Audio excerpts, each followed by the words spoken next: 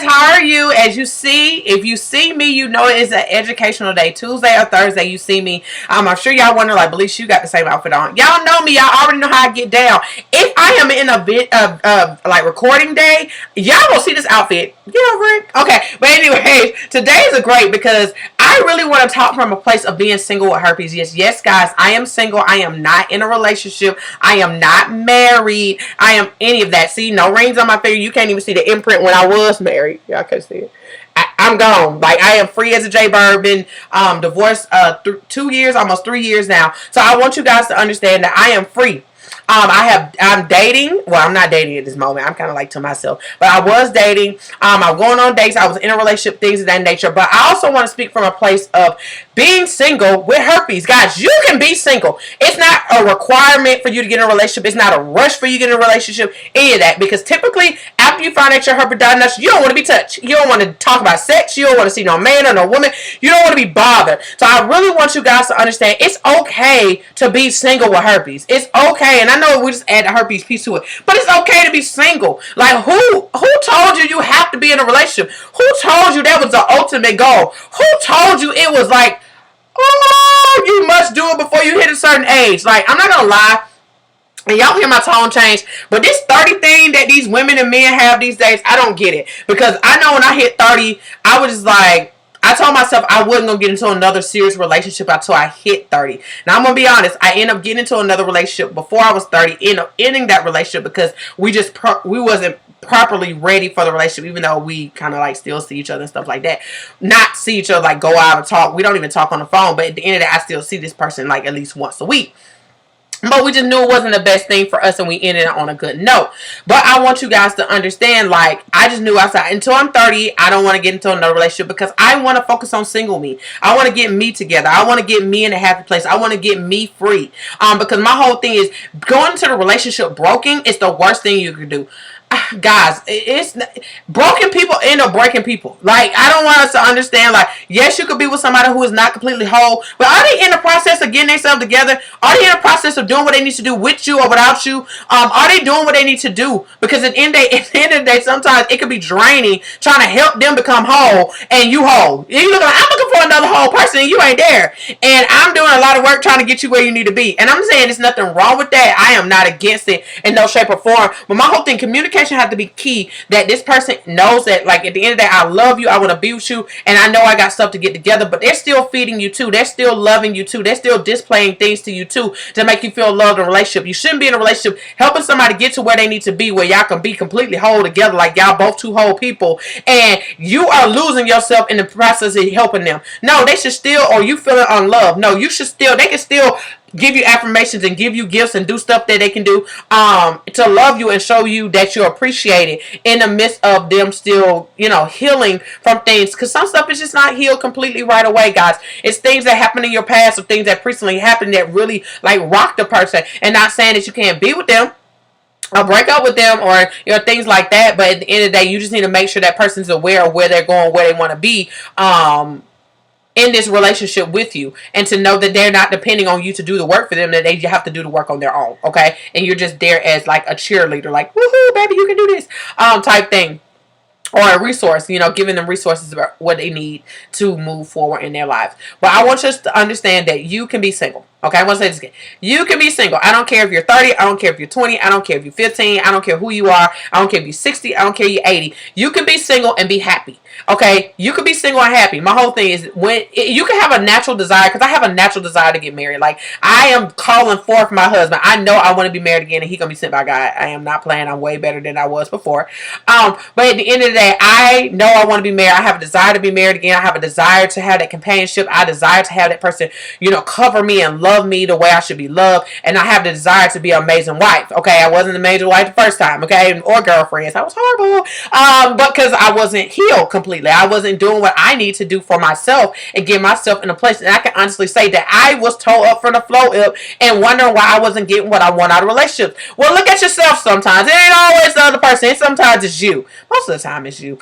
Get yourself together, and then now you can see that person and see what they need. But if they struggling trying to get past you, you may not even find out what their issues are because you so messed up.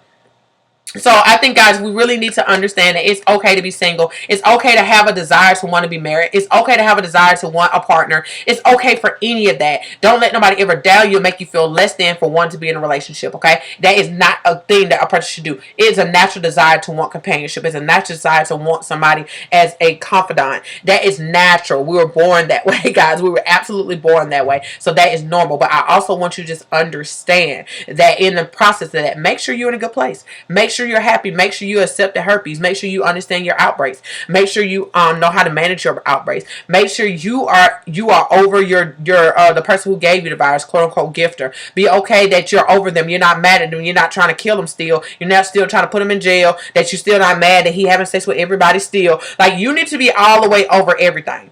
Okay, all the way over. I'm not saying that you're going to forget it. I'm not saying that it's not going to, I mean, because certain things still trigger you and you got to stay away from your triggers. But you still a place like, you know what? I'm not going to let that hold me down. That happened in my life. I'm in a better place. I'm healed. I know better. I feel better. I look better.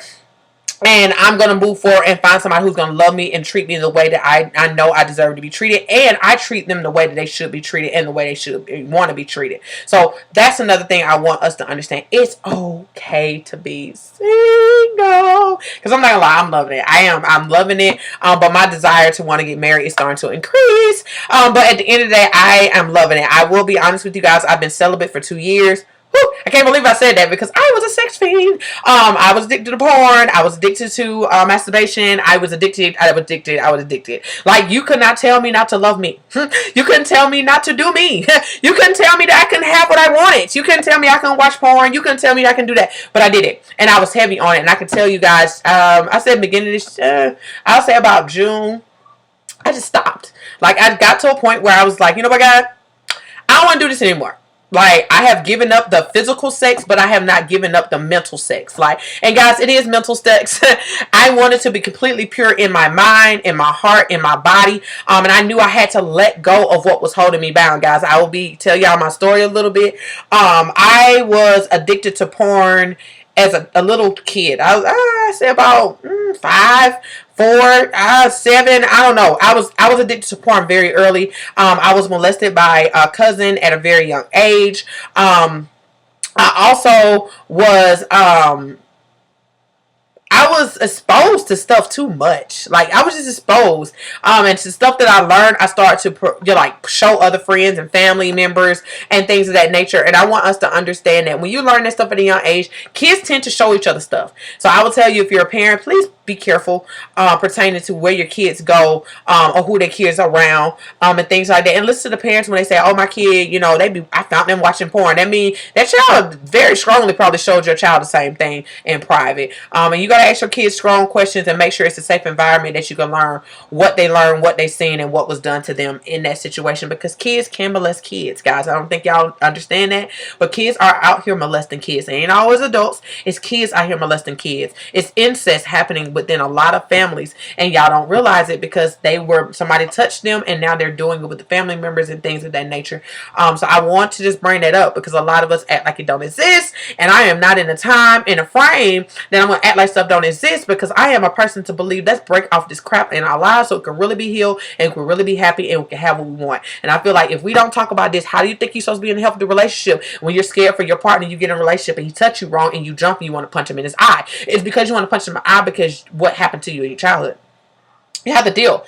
So I had to literally learn why I was addicted to porn, why I was addicted to masturbation, why I was addicted to all of this stuff. And after I took the sex off the table, I started to realize that sex wasn't an issue. It was an aftermath. It was just an add-on to what I was already used to. I wasn't having sex at a young age, at an infant, like a little kid age. I wasn't having sex until I turned 13, and it like opened a whole nother floodgate. And as y'all know, I'm 30 now, so I have been having sex from 13 all the way up. But that had started early because I was being exposed to how it felt and what it looked like and all this stuff so early. So I was just so excited to finally do it for myself and say, "Oh, I learned this and I learned that, blah, blah, blah." So I started doing it, and I just like, I like the feeling, so I want to do it more and more, and stuff like that. And I learned how to masturbate and all that stuff at a young age. I just learned all of that so young, and not realizing that I got addicted to what I learned at a young age, in a immature mindset, in a mind that wasn't fully developed, in a mind that didn't understand what they were doing, in a mind that realized how that can be dangerous down the road. Like when I was married, guys, yes, I had sex with my ex-husband a lot, but I would still masturbate. Like after we had sex, I would literally masturbate after, because it wasn't enough for me. Like it wasn't enough. Like he's not doing it. And don't, please, I don't want y'all to think that he wasn't. He was doing what he should do. Our sex life was great then, but at the end of the day, it just was not enough for me. I needed more, because I had fed myself so much more of what it felt like. I felt like I could do me better. And all this stuff like that, which my new husband, he gonna like do it right, because I have freed myself from all that stuff. But at the end of the day, I just want us to understand is, if you don't understand the root of why you're addicted to stuff, you don't understand how to heal yourself from the addiction. And guys, it was so bad. Like it was so bad.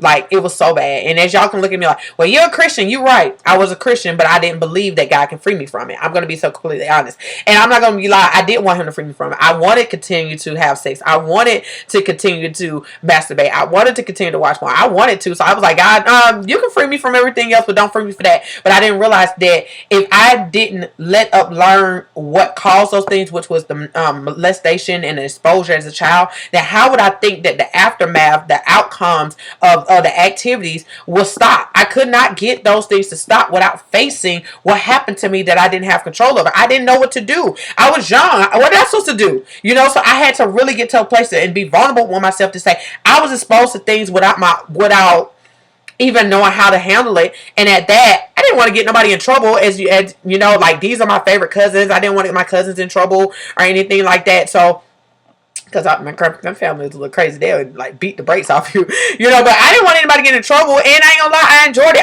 It felt good and all this stuff like that. So I'm like, I don't want it to stop, and stuff like that. So it's just, I really want us to understand, like, ask yourself, if you're doing something a lot, ask yourself what caused it in the first place. Like, we're trying to fix the after thing, and we need to fix the root. Like, we got to get to the root and uproot the root, and deal with the root. And half of the time, the root is something that you couldn't control. And what you're trying to control, you can't control, because it never was by something that was controlled. Woo! That was good. Help me. I preach to myself. But at the end of the day, guys, truthfully, like, we can't control something that wasn't even something that you put on yourself. Not something you added to yourself. Something you did to yourself. It's something somebody did to you or exposed you to. And now you're trying to control the aftermath of what it created for you that you're doing on your own. But you can't understand why you can't control it. So I really hope you understand. I know it was talking about being single with herpes, but I feel like this is so much deeper, because a lot of us need to stay in the single state a little bit longer for us to understand that you got to heal. You have to uproot this stuff. You got to deal with the rape. Guys, I don't know who I'm talking to. You have to deal with the rape. You have to deal with it. Stop victim shaming yourself and deal with the rape. Where were you? Who was it? How did it make you feel to really say you've been raped? A lot of us women won't say, I have almost been raped many times. I will say I have been. And it may not have been by force. He didn't beat me up, but he took advantage. He took it from me. And I didn't want him to. So I think that's another thing that we need to understand, that many of us have been raped. Men and female been raped because you said no and they did it anyway. It wasn't forceful, and after a while you started enjoying it, but at the end of the day it was still rape. It's not what you wanted. That's not what you initially wanted. And I think that's hard for us to, that's a hard pill to swallow. But at the end of the day, that's what it was. And you feel like, well, if I've been raped, I have to do something about it. The first thing you need to do is to understand what happened and identify what it was. Now, a lot of people are like, well, I'm not going to take legal action. That's a choice. I didn't. I'm not gonna lie. I didn't take legal action for a lot of things because I didn't want to deal with the fact that that's what it was. I didn't want to deal with the fact. But if that's what you're going to do, I tell you, do it. Do it. Do it. Do it. But make sure when you're doing this that you have your evidence, number one, and also you have the support you need, because at the end of the day, and also be in the process of healing yourself from this, because at the end, getting professional help to get healing, because I'm telling you, it's going to be thrown in your face back time after time. And you know, if that person gets a lawyer, they're going to make you seem like you did it to yourself and you asked for it and all this stuff. And that's what lawyers do. They lie for the benefit of money. So at the end of the day, I really want you to understand, it's very important, if you're going to go the legal route, that you make sure you start going in the process of really knowing what you experience and be ready for the story to be thrown and twisted and turned, and you stand your ground in it and get the support that you need to get through it, so you can proceed with the legal actions that you feel like you deserve. But I want us to understand that it's important that all of us get to a place where we understand, like, why do every relationship I get in is abusive? Like, why is every relationship I get in that he cheats on me? Like, why every relationship I get in that he made me feel less than? Like, why every relationship we get in is just like sex is not good enough for me, or he's not good enough for me, or he ain't got it? Like, what is it? And you need to take some time to uproot that. And if you don't know the answers to any of that stuff that I just said, then you don't need a relationship yet. You kind of need to figure that stuff out, because all these things that's coming up, and when you get into a relationship, so much stuff happen in a relationship that you don't realize that you start reacting on or being triggered by because of stuff that you didn't even realize was there. And being single help you take some time to look at the hard truths by yourself, and deal with that stuff by yourself. Now, I'm going to be honest with you. In a relationship, you're going to also get triggered and also uproot some things that's in you. But also, this is a time where you're with somebody by your side, and they're like, okay, let's figure out what's going on as well. But a lot of us go into relationships not doing the work that we need to do in our relationship. Something I heard somebody say, they said your marriage would display your singleness. What did you do in your singleness? In your relationship, in your marriage, it will show you what you did. It will show you the work you have put in. And if you ain't put in that much work, it's going to show. It's going to show. So I feel like if you want to be in a healthy relationship, you need to be in a healthy relationship with yourself, pertaining to dealing with your hurt, dealing with your pain, getting your professional help you need. Because I'm telling you, in a relationship, you'll still need to do some of that stuff. Do the work for yourself. Do the work y'all need to do as together. My whole thing is, a lot of us like, well, I get a relationship and something happened, we're going to go to therapy. Well, you ain't never been to therapy. Okay, so you talk about you're gonna do something you probably never did for yourself. Not saying that you want, but my whole thing, if you needed therapy, did you go right away? A lot of us have not. So with that being said, we're saying we'll do this and do that in a relationship, but you ain't even did it for yourself. So my whole thing is, if you want to see things like you can be able to explain to your partner why it's important to go on, how it changed you and who you are today is because of what you did, then your partner is going to hold what you did, not what you said you're going to do. They don't care about what you said you're going to do. They care about what you did and what they see today and the product they see today and the relationship, the person they fall in love with today. Not who you should have been, could have been, would have been. Nobody cares about that. We care about what we see at this point. And at this point, if you have not done the work you need to do, then man, well, you ain't did enough work. And you telling me to go to therapy, and you ain't been in therapy, and it look like you need therapy. And people say, well, bro, you need therapy. And you can't get mad when you didn't never go in your singleness. You never went. You can still go. If you're in a relationship right now, you can still go. Nobody telling you not to go. Still go in a relationship, because it can better your relationship because you heal. And I'm telling y'all, I know many people end up have to do this in their relationship, because this is not this is not the stuff that's being talked about. And you're seeing, they're talking about, oh yeah, being celibate. But my celibacy is you making a commitment to God that you're gonna wait. That means I'm gonna wait until you give me my husband. I'm gonna have sex within my marriage. But celibacy is so much deeper than sex, guys. It's deeper. It's so much deeper. It's about keeping your mind pure of sexual thoughts and desires, guys, being able to control your natural desires that you have within yourself, guys. And I know somebody will say, well, it's better to marry than to burn. They're not talking about burning in hell because you want to have sex. They're talking about the burning desire that has in you. You're trying to control it. And if you get to a point where you're in a relationship and y'all know y'all want to get married and it's just really hard on you guys, then if y'all know y'all want to get married, then do what y'all need to do and get married. There's nothing wrong with that at all. You know, and some people are like, I got a time frame. But if y'all know y'all clear what y'all want to do, y'all have had real serious conversation pertaining to how y'all going to build y'all life, how y'all going to deal with stuff, then what's the wait?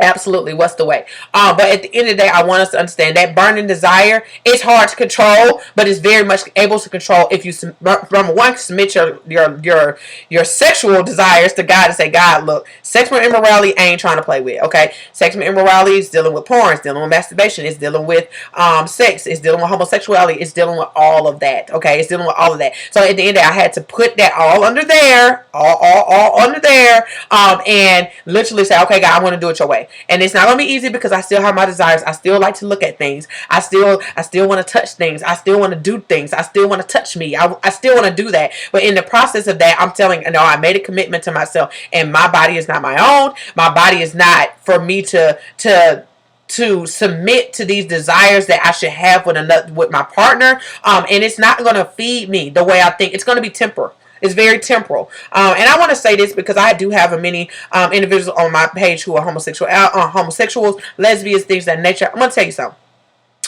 I know y'all thinking like, well, she a Christian and she judging me, blah, blah, blah, blah, blah. No, I'm not judging you. You know why I'm not judging you? Because I used to be you. Okay, I used to have strong desire looking at women. I had a lot of sexual encounters with women as I was growing up. Not in my adult years, but in high school years, elementary school years. I had a lot of encounters with women. Most of what I experienced, a lot of what I experienced from my elementary all the way up was with women. Like first orgasm or, a lot of stuff was with a woman. So my whole thing is I had to learn how to control that desire. And I'm telling y'all a lot of my business, but I'm telling y'all that because I want you to understand I get it. I get it. It's not easy. A lot of us are falling into it because it's like the desire for it is so strong. It's like I just don't want to fight the desire anymore. And that's how I felt with masturbation. That's what I felt about with porn. I didn't want to fight it anymore. I was like, I'm just going to do it, get it over with. But I felt like then I felt crappy because I was like, I know I shouldn't be doing none of this stuff. And I don't know how to stop doing this stuff. But when I figured out why I kept doing this stuff, then I'm like, oh, let's deal with the real problem. And when I deal with the real problem, I won't have this problem anymore. And I'm still dealing with the same problem with the looking at women and things like that. I still look, y'all,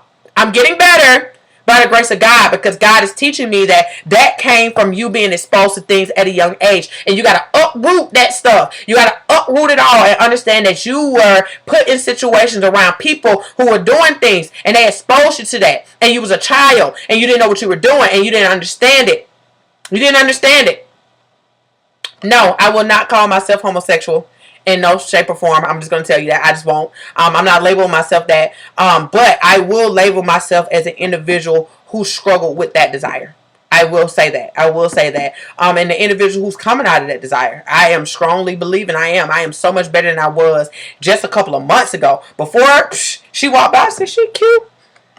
That was me. I'm going to be so transparent. I got to be transparent if I want to help y'all.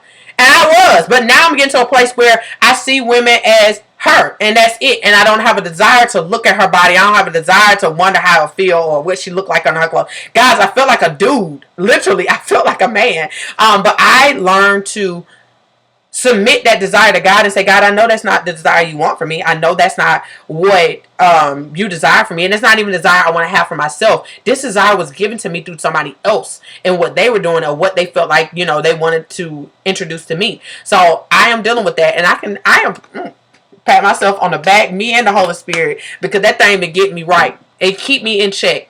And it tell me, no, that's not what we do. That's not a child of God do. That's not what you're doing. And you need to, if you keep having those thoughts, you need to have a real conversation. And I'm talking about me in the spirit. Like, you need to have a conversation with me pertaining to why these desires keep popping up. What's going on with you within? What you're feeling? What's still there? What you're not dealing with? What you don't realize is there, for us to uproot this thing so this desire can go away. Okay, so that's my thing. I'm not here to tell you not to do anything. I'm not telling you to give up your lifestyle. That is up to you. But this is my choice, and I'm going to tell you that I say things from a place of experience. I'm not talking just like holy than thou and trying to bobble thump you across the head. No, I'm not doing that. I'm coming from a place where I seen it, the struggle in my own life, and in the word of God and the love of God changed me and still changing me, guys, still changing me. I'm not perfect, and I'm not saying I don't know if I ever be fully perfect, but at the end of the day, I know what to run to. I know what to do when I do have those desires or struggles. I know where to run to, and I know where my help comes from. So just wanted to share that with you guys. I know that was like, I did not expect to say any of that. I'm telling y'all, this was not planned in no shape or form, but I know it's going to help somebody and free somebody who is struggling with so many things or don't understand or going through some things and nobody's talking about it or don't even want to talk about it. I was that person who didn't want to talk about the desires I had and things like that. I wanted to keep it to myself. I talked to my friends about it, and some of that stuff dealing with the desire for female, I didn't even bring up my friends because I didn't want them to feel uncomfortable thinking I was looking at them because I wasn't,